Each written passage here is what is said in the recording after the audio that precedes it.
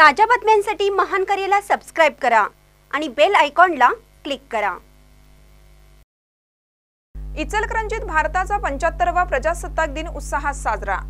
इचलकरंजी शहर आणि परिसरात भारताचा 75वा प्रजासत्ताक दिन विविध उपक्रम आणि उत्साहात संपन्न झाला।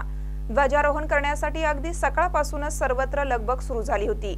शासकीय कार्यालय, जिल्हा न्यायालय, पोलीस ठाणे, नगर परिषद, शैक्षणिक संस्था, राजकीय पक्ष, सामाजिक संस्था आणि तरुण मंडळे आदी ठिकाणी उत्स्फूर्तपणे तिरंगा ध्वजाला मानवंदना देण्यात आली। इचलकरंजी महापालिकेच्या वतीने राजाराम स्टेडियम येथे आयुक्त ओमप्रकाश तिवटे यांनी ध्वजारोहण केलं।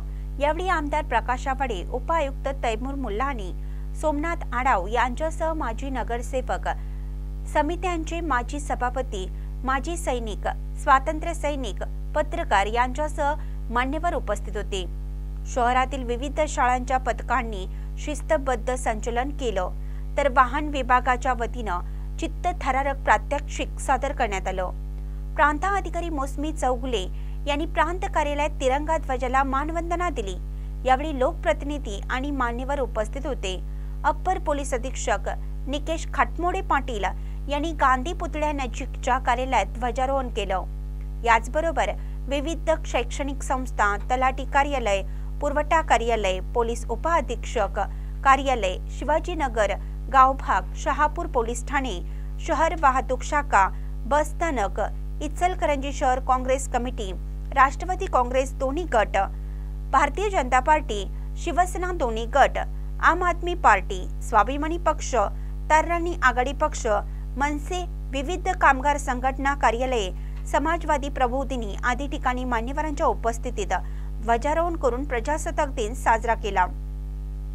शहरातील विविध सामाजिक संस्था, तरुण मंडळे, तालीम संघ, रिक्षा धाबे या ठिकाणी देखील प्रजासत्ताक दिन साजरा करण्यात आला। प्रजासत्ताक दिनाच्या निमित्ताने शहरात सर्वत्र देशभक्तीचे वातावरण दिसून येत होते। तरुण मंडळींनी मुख्य रस्त्यावर दुचाकी वाहनांवर तिरंगी झेंडे लावून जल्लोषात फेऱ्या काढल्या, तर शहरातील मुख्य मार्गावर उभारलेल्या जिलेबी आणि मिठाईच्या स्टॉलवर खरेदीसाठी नागरिकांनी गर्दी केली होती। एकूणच शहर आणि परिसरात भारताचा प्रजासत्ताक दिन मोठ्या उत्साहात साजरा करण्यात आला। काही ठिकाणी रक्तदान शिबिर देखील आयोजित करण्यात आले होते। महानकरी न्यूजसाठी सुभाष भस्मे, इचलकरंजी।